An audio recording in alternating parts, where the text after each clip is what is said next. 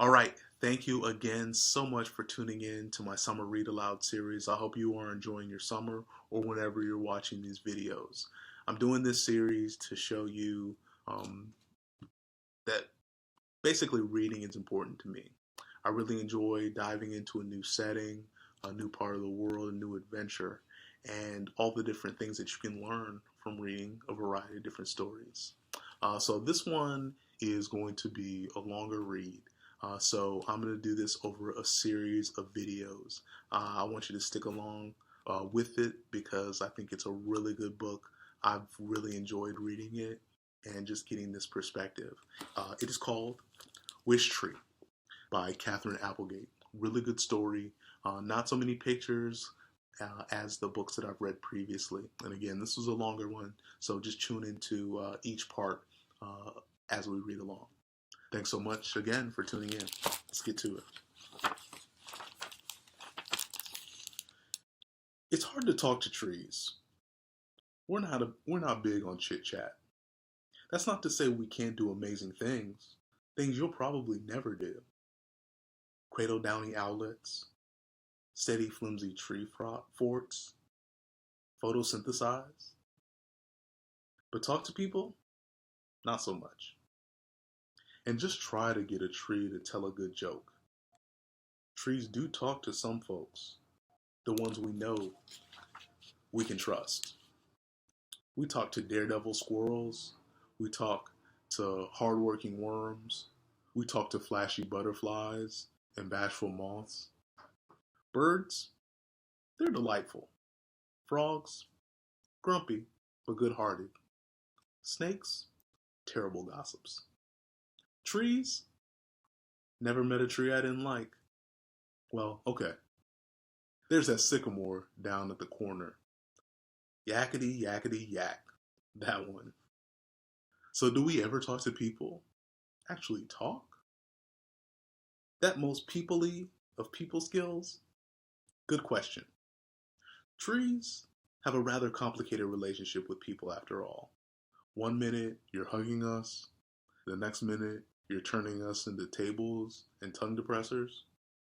Perhaps you're wondering why the fact that trees talk wasn't covered in a science class during those Mother Nature is our friend lessons. Don't blame your teachers. They probably don't know that trees can talk. Most people don't. Nonetheless, if you find yourself standing near a particularly friendly looking tree on a particularly lucky feeling day, it can't hurt to listen up. Trees can't tell jokes, but we certainly tell stories. And if all you hear is the whisper of leaves, don't worry. Most trees are introverts at heart.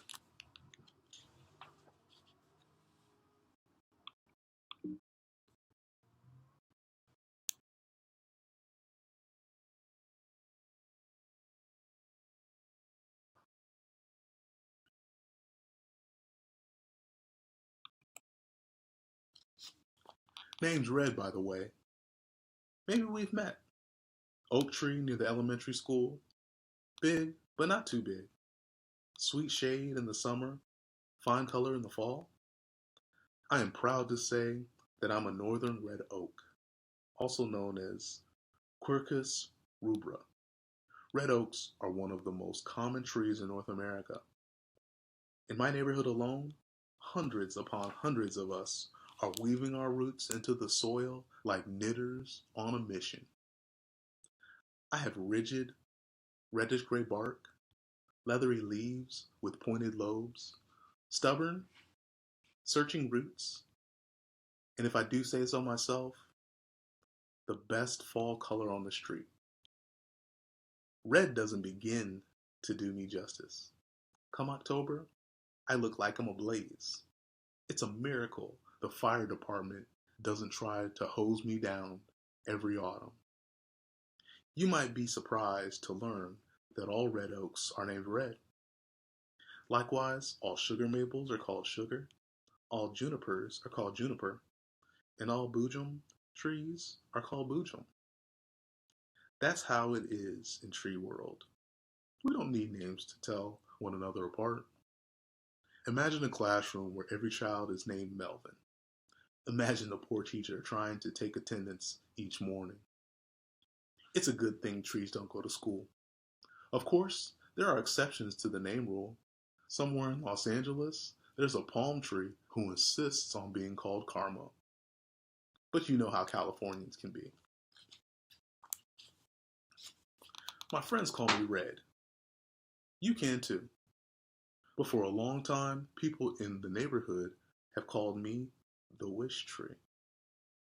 There's a reason for this, and it goes way back to when I wasn't much more than a tiny seed with higher aspirations. Long story.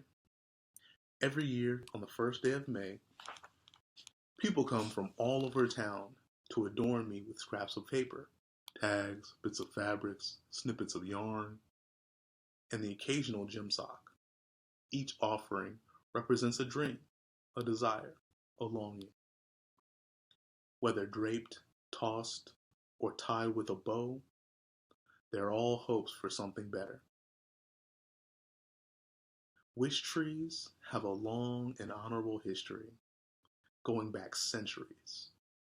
There are many in Ireland where they are usually hawthorns or the occasional ash tree, but you can find wish trees all over the world.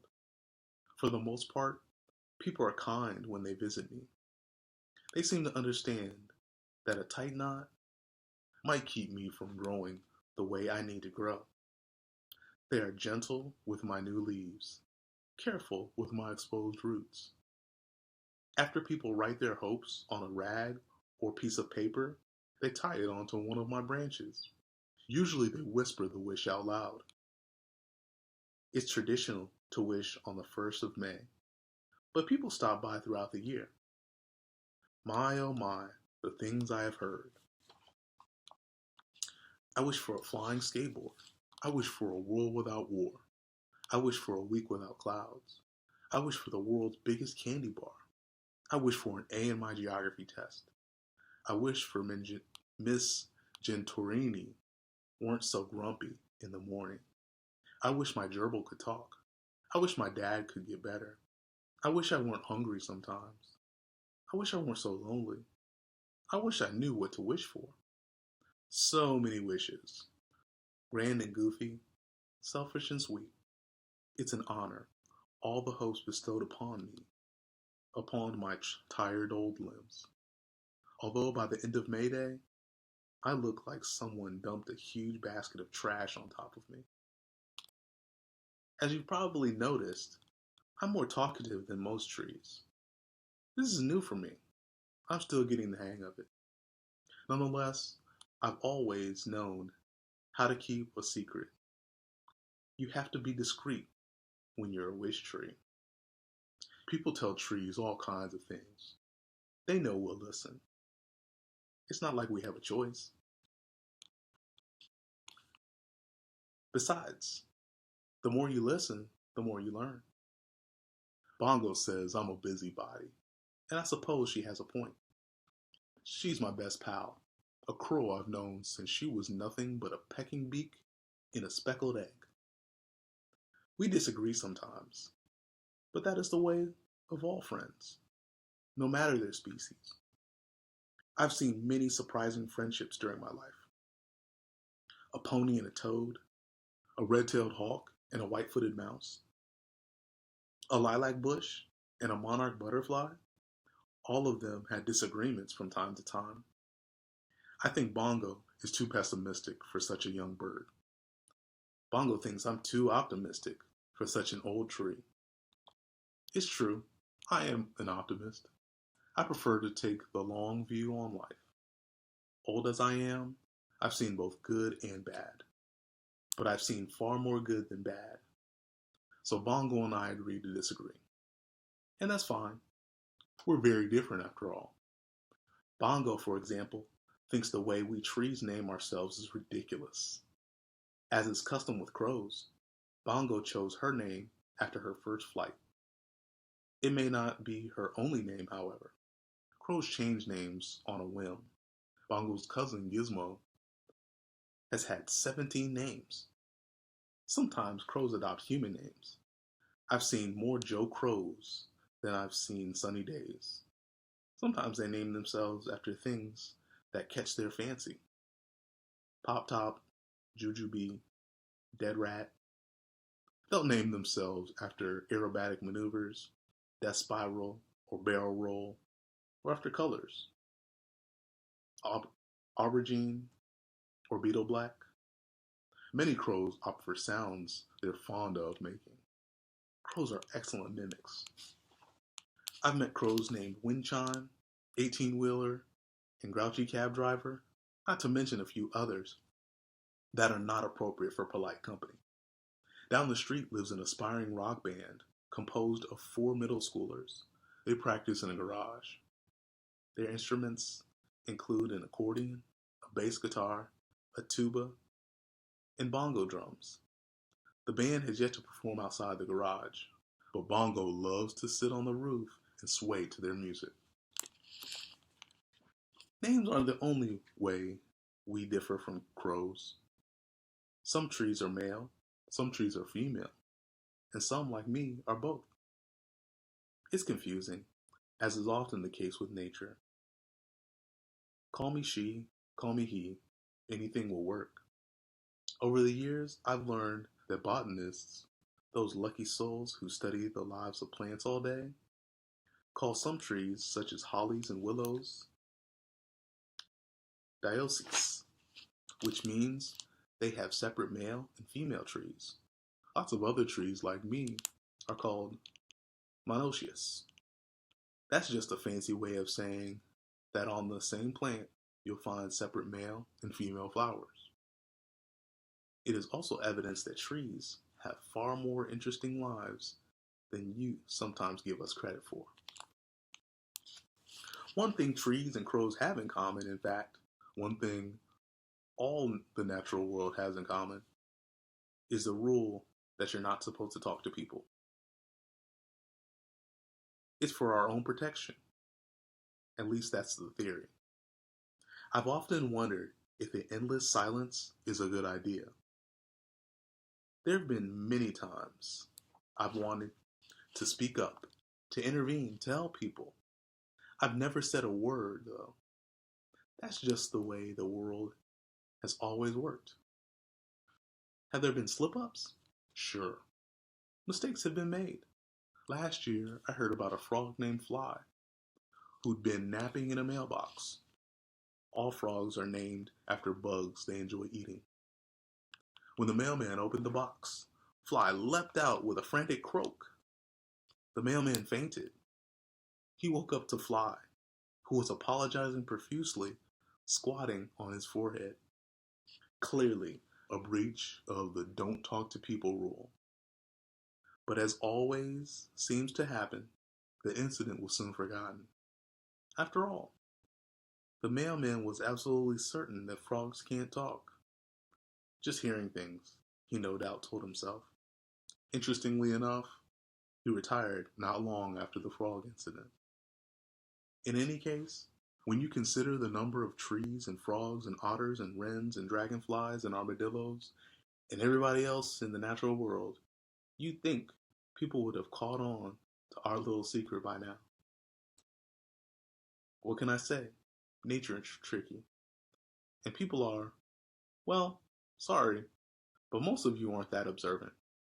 Perhaps you're wondering, if you're a curious or doubting sort, just exactly how trees communicate.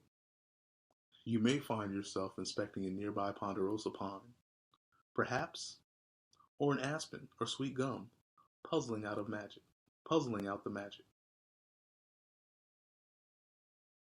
People speak with the help of lungs, throats, voice boxes, tongues, and lips, thanks to an intricate symphony of sound and breath and movement.